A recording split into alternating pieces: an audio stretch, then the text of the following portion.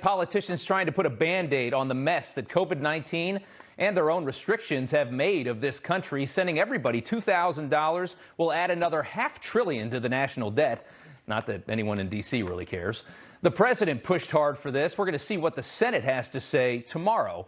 And while it will help, the truth is a blanket payment is a very lazy way to do this. Millions of Americans unscathed by COVID-19 financially will be getting $2,000 or $4,000 or $5,000, while their neighbors who have been gutted are going to get the same amount.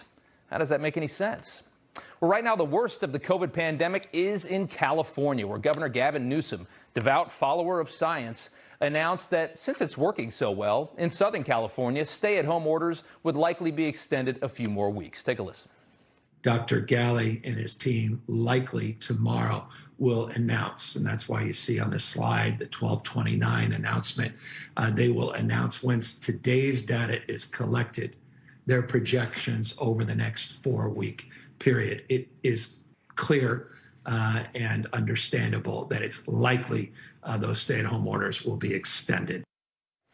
All right, it's likely a move that will exacerbate an already bad situation for Southern California. Lockdown fatigue has really set in. People are done sitting at home alone, but they can't go out.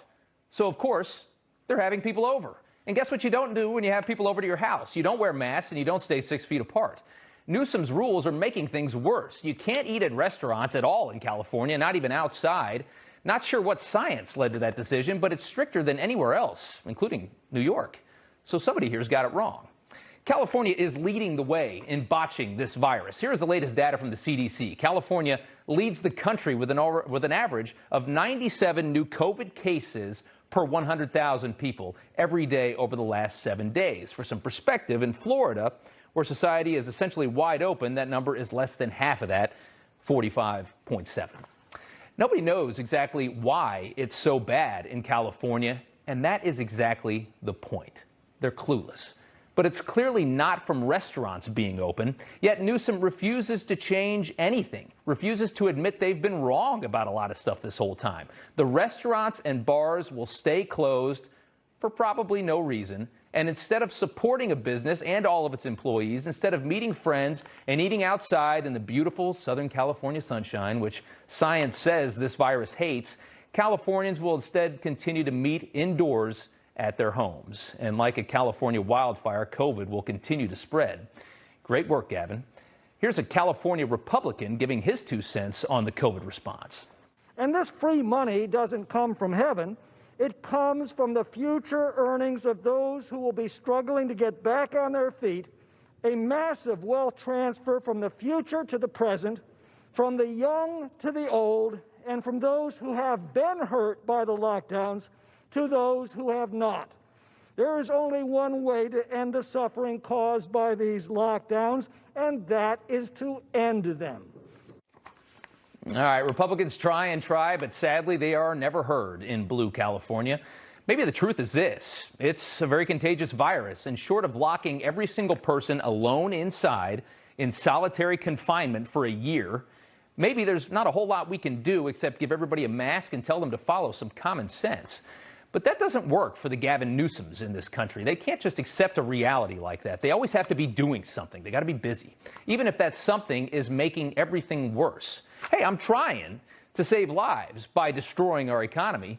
It's not working, but I'm trying. Well, at least he tried, right? Let's get Gavin Newsom a nice big participation trophy.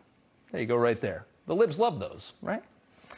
All right, we spent a lot of time harping on COVID-19 domestically, but the truth is the president keeps saying one of his favorite lines for a real reason. Take a listen. Why do you keep calling this the Chinese virus? A lot of people say it's racist. It's not racist at all, no, not at all. It comes from China. That's why. It comes from China. I want to be accurate. It wasn't your fault that this happened. It was China's fault.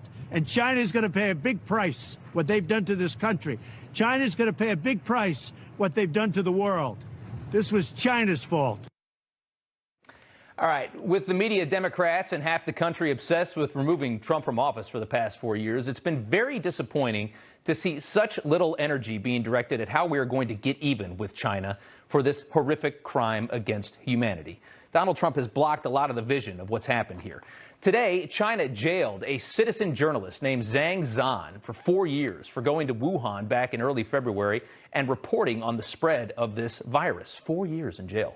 This is how China operates. And while they were suppressing information about this, they were also making decisions that helped themselves recover while ensuring that the virus spread all over the world. China, of course, stopped domestic travel while allowing international travel to continue out of Wuhan and everywhere else. And that's really all you need to know, in my opinion. It should be treated as an act of war against the rest of the world. And regardless of whether this virus came from a Wuhan lab or popped up organically somehow, China knew what it was and protected itself while condemning the rest of us intentionally to suffer. We need to